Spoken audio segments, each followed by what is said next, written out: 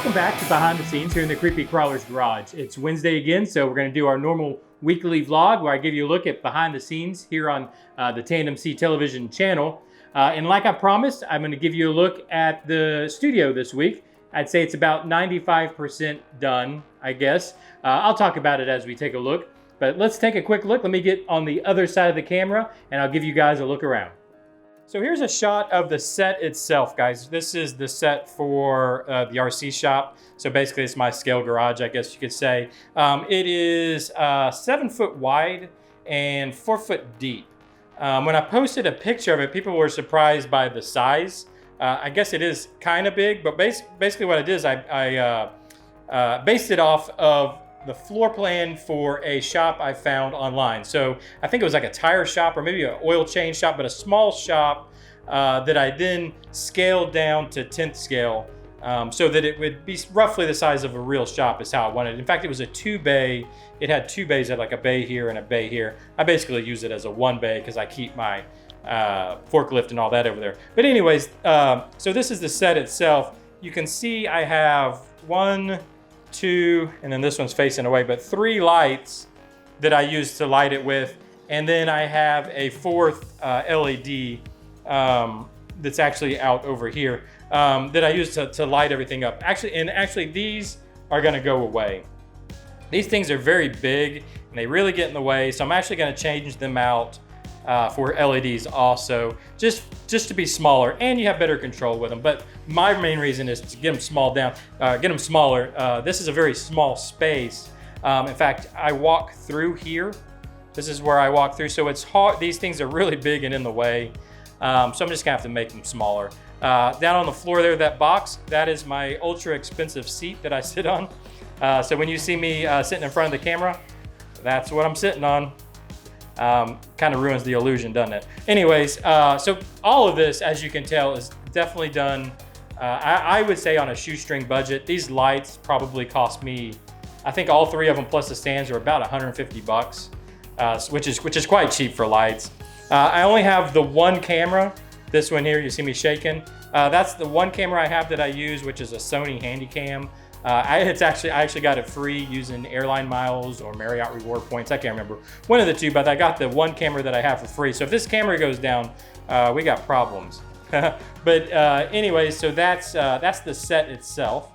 So over here on the left side of the set, I've put up a rack, and this is where I'm keeping all my gear, essentially. So right up here, this is my camera bag. In this bag is my green screen and its stand. So I have a green screen in there that I can pull out. Down here, I'm going to be putting together, I guess what you could call a sound stage, but I got a 10-channel Allen Heath here, soundboard. This is all sound deadening material here. And then I've got this little tray that I kind of roll beside me that I can keep my real tools on as I work. So they stay out of the shop when I'm shooting. I can put them on this tray, because all I want in the shop or on the set is scale size tools. So all my real size tools stay on this little tray beside me. But I have all that on the left side of the set. And over on the right side of the set, so here's the set again. So we're on the right side. This is where I put a rack together with a bunch of different bins, and this is where I'm keeping all the parts and things for the different customer builds. I've got one for props that I use on the set. What else do I have over there? I have one for garage parts that I can swap in and out on the set, that kind of stuff. But mainly I did this so I can organize and store customer parts and I don't lose them. And then right on this side, you can kind of see I put together a bit of a parking garage. So this is where I can keep all the trucks, and so they don't get banged around or nothing happens to them. I can keep them safe. I just feel better with them being contained like that on a shelf. And then if I go on the other side of the garage here, you can see what you do in downtime. So we got a little Rampage arcade machine over here, an arcade 1-up, pretty cool. So in downtime, you can play some video games. And then I've also mounted a TV right up above. So I'm trying to keep this running now with community YouTube going on.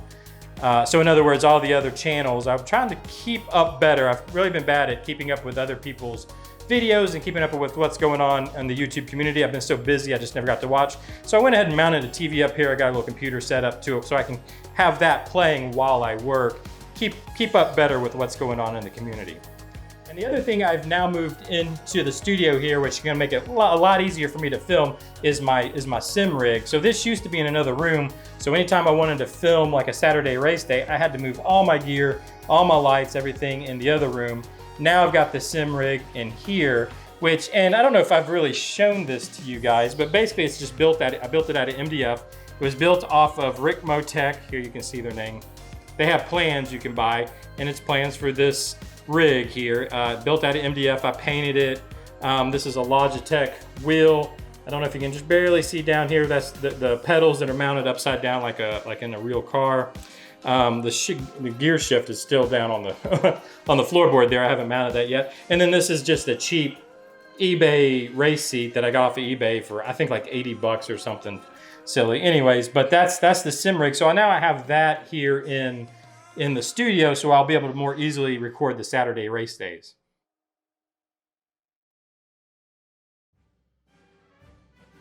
And the only other things that I really keep in here, guys, what used to be my living room and now what I'm calling my studio, is all my World War II junk. So I'm a big, mainly Army Air Force guy. I love all the old warbirds.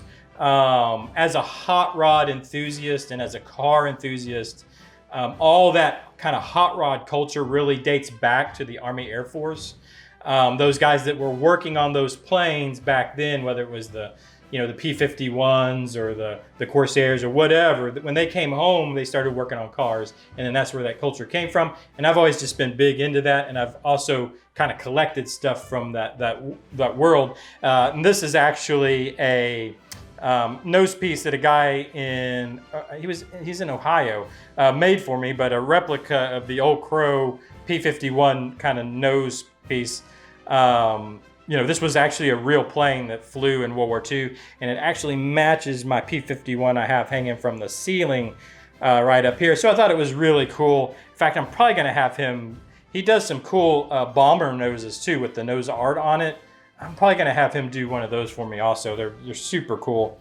But of course, this and the P-51 here, these are obviously not real artifacts. Everything else I have in here are real artifacts. So like this flag here, this is a real, they call them jump flags, I believe. It's made out of silk.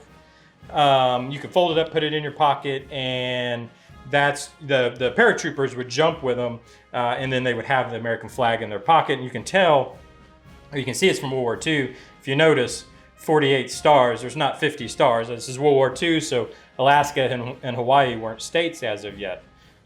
I also have what I believe they call a jump map. So this is the same thing, made out of silk, but it has a map. This particular side that I have showing is a map of France.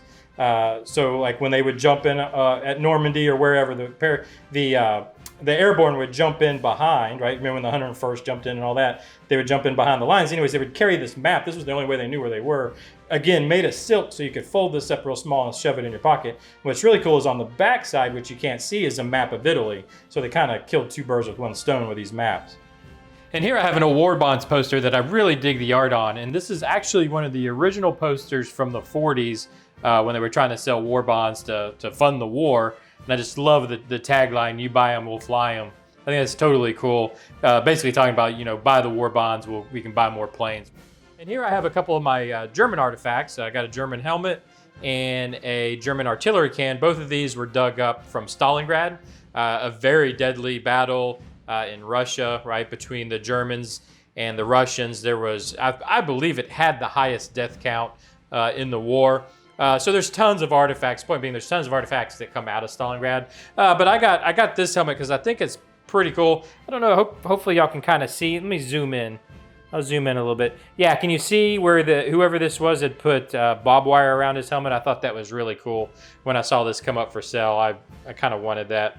And it's got a bit of that creepy factor. One, this was a Nazi that died in battle, wore this helmet. That's kind of creepy. And then the other thing that's kind of cool is this is an artillery can that I can't get open. It's basically rusted shut, and I'm not gonna cut it open. So what's inside of that, I'm not for sure. I know it's illegal to sell things with live rounds in it, but I couldn't tell you if there is or isn't. So thanks for joining me, guys, as we toured around the studio, and thanks for indulging me with kind of showing my World War II artifacts. Hopefully, the plan is, this is just a stopgap, this studio. You know, the plan is to eventually move it into its own space, much larger space. And of course, with that mentioned, you know, I have to ask, you know, please go check out the Patreon page. You can help support the channel for as little as $1 a month. And with that said, if you notice right back here, I got a chassis that's being built here. Well, that's the first Patreon exclusive build that's going on right now. First episode will actually be coming out tomorrow. So you guys that are already patrons, that is gonna come out tomorrow. If you're not a patron yet, again, go check out the page. It's $1 a month, and you can take part in these Patreon exclusive builds and all the other exclusive content and the community tabs and all that kind of stuff that's going on over there. Thanks for joining me again, guys. Hit that subscribe button if you haven't. It really helps the channel, along with the like button. And I'll see you guys this Sunday for the RC shop. Bye-bye.